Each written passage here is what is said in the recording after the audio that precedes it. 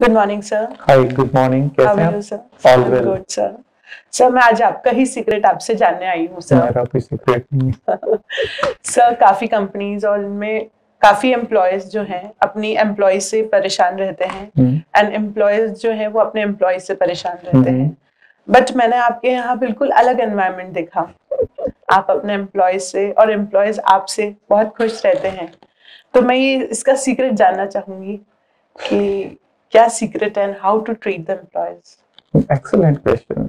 मतलब मैं अगर ऑनेस्टली कहूँ, शायद हजारों सवालों के जवाब मैंने डिफरेंट डिफरेंट प्लेटफॉर्म्स पे दिए हैं, लेकिन उनमें से एक सबसे अच्छा क्वेश्चन अगर मैं रेट करूंगा तो वो ये है जो आज आपने मुझसे पूछा है। पहला, एम्प्लॉय जो आपके साथ काम करते हैं, आपके जो एम्प्लॉयज हैं, employees empower your income. Employees को अगर मैं डिफाइन करूं, एम्प्लॉय वो व्यक्ति हैं जो आपकी इनकम को एम्पावर करते हैं, आपकी इनकम को बढ़ाने में सबसे बड़े साधन होते हैं। एम्प्लॉयज वो लोग हैं जो आपकी वर्थ को बढ़ाते हैं। एम्प्लॉयज वो लोग हैं जो अपने परिवार को कॉम्प्रोमाइज करके, अपने परिवार की बहुत सारी चीजों को कॉम्प्रोमाइज करके आपके लिए काम करते हैं। अगर आपको ये बात समझ में आएगी तो शायद आप ऐसा एनवायरनमेंट क्रिएट कर पाएंगे। एक जो एम्प्लॉयर्स को सबसे बड़ी गलतफहमी है, चाहे वो पूरी दुनिया का कोई भी एम्प्लॉयर हो, मैक्सिमम लोग इस गलतफहमी का शिकार हैं कि उनके एम्प्लॉयज का घर उनकी वजह से चल रहा है। लेकिन सच्चाई यह है कि एम्प्लॉयज की वजह से एम्प्लॉयर्स का घर चल रहा है। तो जब आप इस तरह की गलतफहमियों को अपने दिमाग से हटा देते हो, क्योंकि जब आप ये मानते हो कि आप उन पर कोई एहसान कर रहे हो या वो आपके किसी दबाव में हैं, तो आप उनसे उस लेवल पर ट्रीट नहीं कर पाते या उनसे वैसा ट्रीट नहीं कर पाते जैसे उन्हें करना चाहिए। तो हर एम्प्लॉयर को अपने दिमाग से इस गलतफहमी को पूरी तरह खत्म कर देना चाहिए कि उनके एम्प्लॉयज का घर उनकी वजह से चल रहा है। सेकंड पॉइंट जो यहां बहुत इंपॉर्टेंट होता है, जो समझना बहुत जरूरी है, you need to treat your employees like your family members. लोग कहते हैं कि आपका ऑफिस, आपका काम आपकी सेकंड फैमिली है, लेकिन मेरा मानना है आपका काम, आपके एम्प्लॉयज, आपके साथ जो लोग काम कर रहे हैं वो आपकी फर्स्ट फैमिली है। आप सोच रहे होंगे कैसे? हाँ, अगर मैं कहूं आपका बेटा, आपकी बेटी, आपके पापा, आपके मम्मी और जितने भी आपके ब्लड रिलेटिव्स हैं, वो आपके एक्सपेंस में आपके पार्टनर हैं, लेकिन जो आपके एम्प्लॉयज हैं वो इनकम में आपके पार्टनर हैं। बाकी सब लोग आपके साथ जो आप इनकम कर कर लेकर आते हो उस इनकम में शेयर करते हैं, लेकिन वो लोग हैं जो आपकी इनकम में पार्टनर हैं। तो इसलिए मैं कहता हूं कि अगर आप इस एंगल से, इस नजरिए से चीजों को देखोगे तो आप उनको कभी अपने से अलग नहीं पाओगे। आपको लगेगा वो आपका ही एक हिस्सा है। आप कह रहे थे कि लोग परेशान करते हैं या परेशान रहते हैं, क्या आपको अपनी उंगली को खुद से काट सकते हैं आप? बस। तो आपका जो एम्प्लॉयज हैं या आपके साथ जो लोग काम करते हैं वो आपका ही एक हिस्सा है। अगर आप उन्हें अपने से अलग मानकर देखेंगे तो शायद आप उनसे अलग बिहेव करें। तो मैं कभी भी अपनी टीम को, अपने साथ काम करने वाले लोगों को अपने से अलग मानता ही नहीं हूं। एक बहुत बड़ी जो प्रॉब्लम आज देखने को मिलती है ऑर्गेनाइजेशंस में, चाहे छोटी ऑर्गेनाइजेशन हो चाहे बड़ी ऑर्गेनाइजेशन हो, वहां जॉब का डर दिखाकर काम करवाया जाता है कि अगर तुम परफॉर्म नहीं करोगे तो तुम्हें निकाल दिया जाएगा। शायद मैंने मेरी जिंदगी में ऐसे कभी किसी को ट्रीट नहीं किया कि डर दिखाकर काम कराया जाए। अगर किसी एम्प्लॉयज का परफॉर्मेंस अच्छा नहीं आ रहा है तो रादर देन स्टेटिंग दिस या तो परफॉर्म करो या तुम्हें निकाल दिया जाएगा, मैं ये जानने में ज्यादा इंटरेस्टेड रहता हूं कि वह परफॉर्म क्यों नहीं कर पा रहा है, कि उसकी परफॉर्मेंस को मैं अप टू द मार्क कैसे ला सकूं, रादर देन उसको थ्रेटन करने के कि हाँ तुम अगर अच्छा परफॉर्म नहीं करोगे तो तुम्हें निकाल दिया जाएगा। लेकिन मोस्ट ऑफ द ऑर्गेनाइजेशन आज इस चीज को फॉलो कर रही है, थ्रेटन ज्यादा करते हैं। और बहुत सारे मेरे को तो ऐसे लोग भी देखने को मिले, सर बड़े गर्व से कहते हैं, लेकिन मैं कहता हूं इसमें गर्व की कोई बात नहीं है। आपसे जैसा निहायती घटिया और बेवकूफ इंसान कुछ नहीं हो सकता दुनिया में। वो कहते हैं हम ज्वाइनिंग के टाइम पे ही रेजिग्नेशन भी लिखवा लेते हैं कि अगर आपने ये सब कुछ किया, कुछ और ऐसा किया, तो आपका रेजिग्नेशन हमारे पास सेफ है। ऐसे एनवायरनमेंट में किस तरीके से एम्प्लॉय से आप परफॉर्मेंस एक्सपेक्ट करते हो नहीं पता मुझे।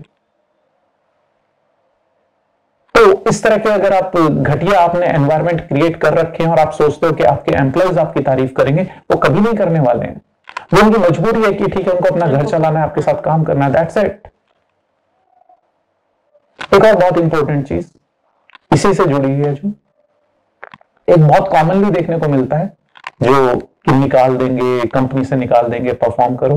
मैं मानता हूं परिवार की तरह जो मैंने आपसे बात की, अगर घर में कोई बच्चा उतना अच्छा नहीं कर पाता, अगर घर में 4 भाई हैं, एक ने बहुत अच्छा परफॉर्म किया, एक भाई ने उतना अच्छा नहीं किया, तो क्या माँ बाप उसे घर से बाहर निकाल देते हैं कि नहीं अब तुमसे हमारा कोई रिश्ता नहीं है, घर से बाहर निकल जाओ? नो, माँ बाप उसकी भी केयर करते हैं।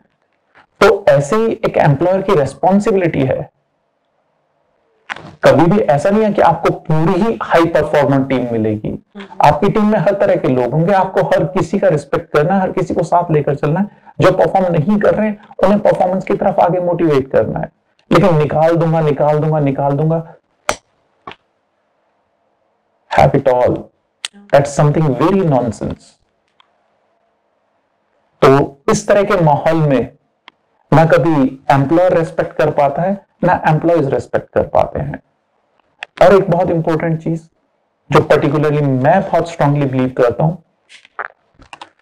आपने कहा कि आपका सीक्रेट जानना चाहती हूं, तो हम कभी एम्प्लॉयज हायर ही नहीं करते हैं, हम कभी वर्कर्स हायर ही नहीं करते हैं। I always look for the honours. मुझे कभी काम करने वाले वर्कर्स नहीं चाहिए, एम्प्लॉयज नहीं चाहिए।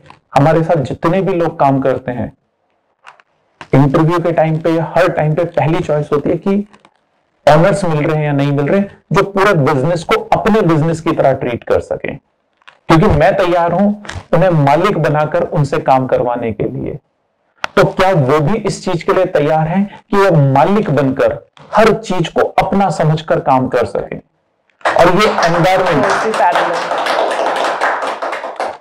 एनवायरनमेंट आपको प्रज्ञा फैमिली में बहुत अच्छे से देखने को मिल सकता है। आपने बात की थी एम्प्लॉयज की और एम्प्लॉयर्स की। इनफैक्ट मैं पूरे दावे के साथ कह सकता हूं, प्रज्ञा इंस्टीट्यूट ऑफ पर्सनल डेवलपमेंट से पढ़े हुआ कोई भी स्टूडेंट, प्रज्ञा परिवार से निकला हुआ या प्रज्ञा परिवार का कोई भी सदस्य है, इस तरीके से प्रज्ञा परिवार से जुड़ा हुआ होता है कि अगर उसको कहीं कोई गंदगी दिखाई दे रही है, कुछ पड़ा हुआ दिखाई दे रहा है, तो उससे कोई हेजिटेशन नहीं होती झाड़ू लेकर उसे क्लीन करने में भी। ऐसे ऐसे लोग ये प्रज्ञा इंस्टीट्यूट से, प्रज्ञा परिवार से जुड़े हुए हैं, जिनके घरों में मतलब खाना बनाने तक के सर्वेंट्स हैं, लेकिन जब वो प्रज्ञा फैमिली में या प्रज्ञा इंस्टीट्यूट प्रीमाइसेस में होते हैं, तो अगर कॉफी पी है, कुछ पी है, तो उनको बर्तन क्लीन करने में, कॉफी बनाने में, और भी चीजें करने में, फूड सर्व करने में, किसी भी चीज को करने में वो अपने आप को प्राउड मोमेंट फील करते हैं कि हम यहां कर ये सब काम कर रहे हैं। तो वेरी सिंपल, क्योंकि उन्हें यहां पूरा उस तरीके से ट्रीट किया जाता है कि ना वो एम्प्लॉयज हैं, ना वो स्टूडेंट हैं, ना वो यहाँ के पार्टिसिपेंट हैं, वो प्रज्ञा परिवार के सदस्य हैं। तो हम कभी एम्प्लॉयज हायर ही नहीं करते, हम हमेशा ऑनर ही हायर करते हैं। यही थॉट प्रोसेस अगर सभी अपना लें तो ये प्रॉब्लम कभी आई नहीं। एब्सोल्युटली। तो प्रॉब्लम सिर्फ माइंडसेट का है। And the last but not the least, trend change हुआ है, एम्प्लॉयज को किस तरीके से ट्रीट किया जाए। आज से करीब 30-40 साल पहले अगर मैं बात करूं मेरे ग्रैंडफादर के टाइम की, या और थोड़ा सा पहले या उनके टाइम तक की, तो लोग अपनी बेसिक नीड्स को फुलफिल करने के लिए काम किया करते थे। लोग सिर्फ रोटी, कपड़ा और मकान के लिए काम करना होता था, और इतने सारे रिसोर्सेज या सोर्सेज नहीं थे कि लोग कमाकर अपना घर चला लें। तो उस टाइम पर एम्प्लॉयर जैसा भी ट्रीट करते थे एम्प्लॉयज के साथ, उनकी मजबूरी थी। कि वो उस बिहेवियर को सहन करते थे तो भी काम करते थे। इसके बाद की एक जनरेशन आई, वो बेसिक नीड से ऊपर उठी, उन्होंने काम किया स्टैंडर्ड ऑफ लिविंग के लिए। उनकी जरूरत थी सिर्फ रोटी, कपड़ा और मकान। उसके बाद जो जनरेशन आई उसने घर बनाया, गाड़ी बनाई और सारी व्यवस्थाएं घर में जोड़ ली, जिनकी मैं बात करूं कि हमारे फादर के टाइम का टाइम। आज के बच्चों को अगर आप देखेंगे, हाँ हमारे भारत में ऐसा एक बहुत बड़ी जनसंख्या है जिनको आज भी बेसिक नीड फुलफिल करनी है, लेकिन एक बहुत बड़ा सेगमेंट ऐसा भी हो गया है जिनके बच्चों को जिंदगी भर खाने और कमाने की जरूरत नहीं है। उनके पिताजी ने, उनके पापा ने उनके लिए सारी व्यवस्थाएं ऑलरेडी बना दी हैं। घर भी हो गया है, गाड़ी भी हो गई है, मकान भी हो गई है, प्रॉपर्टी भी रेंट पर चल रही है कि लाइफ टाइम रिकरेंट इनकम चलती रहेगी। इन्हें तो जिंदगी भर कोई परेशान होने की जरूरत नहीं है। तो जो आज की जनरेशन है वो ना बेसिक नीड के लिए काम कर रही है, ना स्टैंडर्ड ऑफ लिविंग के लिए काम कर रही है, वो क्वालिटी ऑफ लाइफ के लिए काम कर रही है। तो अगर आप आज की जनरेशन को आपको इक्वल और साथ लेकर चलना है तो आपको एक बहुत इंपॉर्टेंट चीज ध्यान में रखनी होगी कि आप उनको सिर्फ पैसे के साथ साथ उनकी फ्यूचर करियर ग्रोथ आपके साथ क्या है वो आपको साथ में लेकर चलनी होगी। ऐसा नहीं है कि आप एम्प्लॉयर हैं तो आपका विकास तो हो रहा है। जब आपने काम चालू किया था तब आप इतना सा कमाते थे, आज आपके पास तो इतना हो गया, लेकिन आपके एम्प्लॉयज आज भी वहीं की वहीं हैं। तो मेरा एक व्यक्तिगत मानना है कि आपकी इनकम आपके एम्प्लॉयज के साथ शेयर होनी चाहिए, and I very strongly believe in this. अगर आपके घर में कोई सदस्य बीमार हो जाता है या कोई परेशानी में होता है तो आप कहते हैं मेरी जिम्मेदारी है मेरे परिवार का केयर करना। इस तरीके से प्रज्ञा परिवार का, या जो मेरे साथ जुड़े हुए व्यक्ति हैं उनकी हर चीज की, हर जरूरत की, हर काम की ये जिम्मेदारी मेरी है कि उन्हें उनकी जिंदगी में कोई तकलीफ ना आने दो। तो जब आप इस तरह के थॉट प्रोसेस से अपनी टीम को लीड करते हो, आपके साथ काम करने वाले को आप इस तरीके से बिहेव करते हो, तो ऑटोमेटिकली वो आपके लिए सिर्फ काम नहीं कर रहे होते, आपके साथ दिल से जुड़ जाते हैं। एंड द लास्ट स्टेटमेंट, अगर आप चाहते हो कि लोग आपसे जुड़े या आपको सुने या आपकी माने, तो पहली स्टेप होती है कि उनके इंटरेस्ट से आप जुड़े, उनके इंटरेस्ट से आप जुड़े। जैसे अगर आप चाहते हैं कि आपका बच्चा आपकी सुने, तो आपको ये बिलीव अपने बच्चे को दिलाना पड़ेगा कि उसके इंटरेस्ट की चीजों में भी आप उसकी सुनते हो।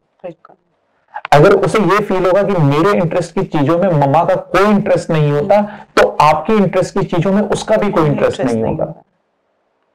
जबकि वो आपका बेटा है, आपसे बंधा हुआ है, तो आप कैसे एक्सपेक्ट कर सकते हैं कि एम्प्लॉयज के इंटरेस्ट की चीजों में आपका कोई इंटरेस्ट ना हो और आपके हर इंटरेस्ट में वो इंटरेस्टेड हो। तो it's a two way equation. और मेरा मानना है कि एक छोटी सी चीज मैंने कहीं पढ़ी थी कि जब तक शतरंज का खेल चलता है तब तक कोई राजा है, तब तक कोई वजीर है, तब तक कोई हाथी है, तब तक कोई घोड़ा है, तब तक कोई ऊंट है। जब खेल खत्म होता है और डिब्बे में पैक होते हैं तब सब एक ही जगह बंद हो जाते हैं। तो ये by the grace of God आपको ये मिला कि आप एम्प्लॉयर बने, लेकिन अपने आप को वहां मत सोचो कि आप किसी के साथ बुरा बर्ताव करने लगे। आपके अच्छे कर्मों की वजह से या भगवान की, मैं मेहरबानी तो नहीं कहूंगा, कि उसके आशीर्वाद से आप इस मुकाम पर हो, ये बहुत अच्छी बात है। लेकिन उस मुकाम पर पहुंचने के बाद अगर आप किसी को छोटा समझने लगे हैं तो फिर आपसे छोटा और कोई नहीं है। तो this is the Asmita, this is the simple mindset जिसको आपने सीक्रेट नाम दिया। yes, sir. तो बस मैं इस तरीके से सबके साथ रहता हूं, इस तरीके से सबके साथ चलता हूं, तो बहुत क्लियर है। फर्स्ट सेकंड कहना भी गलत होगा। मेरे साथ काम करने वाले भी मेरा ही परिवार है, उस परिवार की तरह। That's it, as simple as that. Thank you so much, sir. तो आपको पता चल गया मेरा सीक्रेट? बिल्कुल, ये सीक्रेट पता चल गया, और ये सब भी ये सीक्रेट अपनाए तो शायद कभी कोई प्रॉब्लम नहीं आएगी। Thank you so much. Last में एक और कहूंगा, एम्प्लॉयज को भी मैंने इसमें ज्यादा एम्प्लॉयर को कैसे करना चाहिए उस पर बात की।